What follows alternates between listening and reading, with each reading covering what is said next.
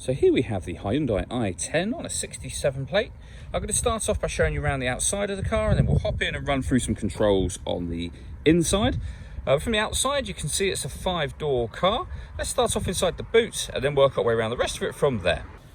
As we approach the back of it, you can see that given the size of the car, we have plenty of boot space along with that 60-40 split folding rear seat, should you wish to increase this space even further. Just briefly before we climb in, I think it's well worth seeing the interior from this exterior point of view. There's plenty to run through on the dashboard, so let's hop in and we'll do that now. Okay, now that we're inside the car, we're going to start with the dials. On the left-hand side, we have the rev counter.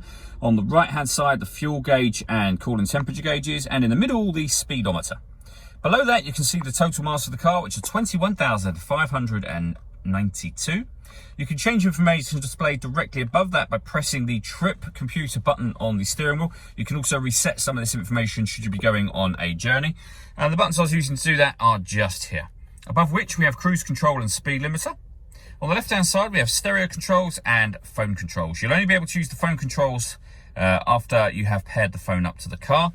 And that is done over here by hitting the phone button and then following the instructions on screen using the corresponding numbers. We're going to cancel that for now.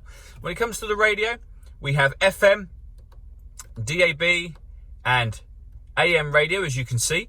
If you want to listen to your own music, you can do. Hit that media button. Nothing is connected at the moment. You can connect up an auxiliary device and a USB device as well. So overall, plenty of ways to listen to your music in this car.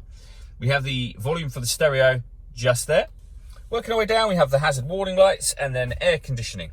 So you can turn the air conditioning on and adjust the fan speed here.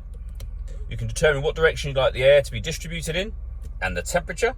When you're happy with those settings, the air conditioning is on at the minute, so off, back on again.